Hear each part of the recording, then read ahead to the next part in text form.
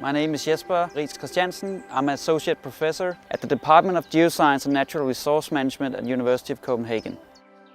We are here in Vestskoven where we study the process of how much rain that is caught by trees before it enters the ground in our new project called Interception.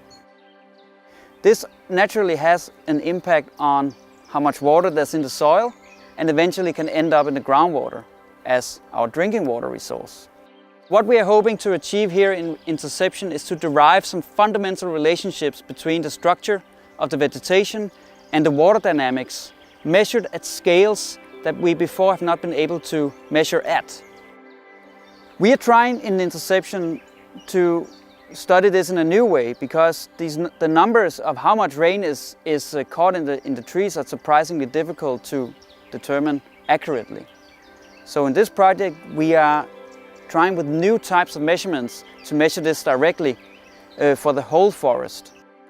Because if we look around in this forest, we see there's so much variation.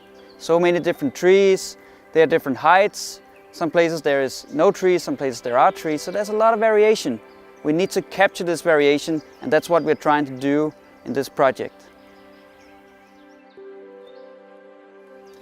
So to achieve this measurement of interception in this forest, we combine different techniques. So the first one is very simple. We simply collect how much rain or water is dripping below the canopy.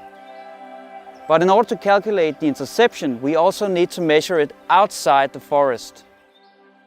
The difference between these two measurements is the interception.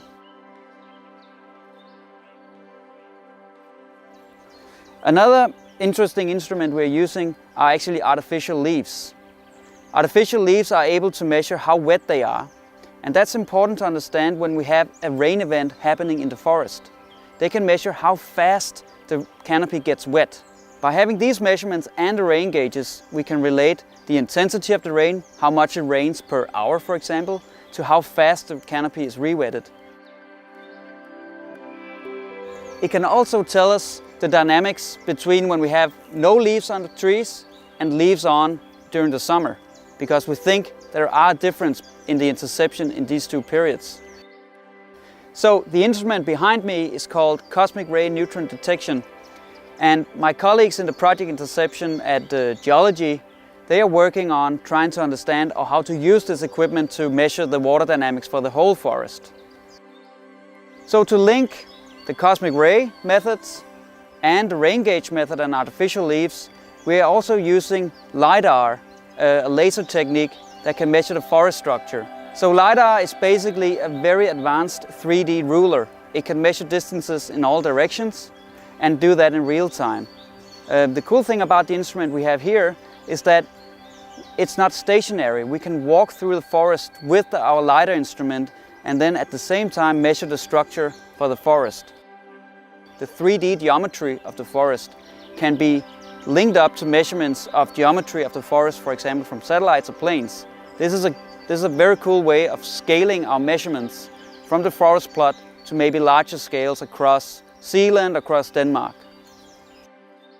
So basically the methods we are using has relevance for studies of water resource dynamics across the world. That could be in agricultural systems, in savanna systems, rainforests, basically anywhere where we are depending on the available water resource for either our economy or our agriculture or livelihoods or the nature.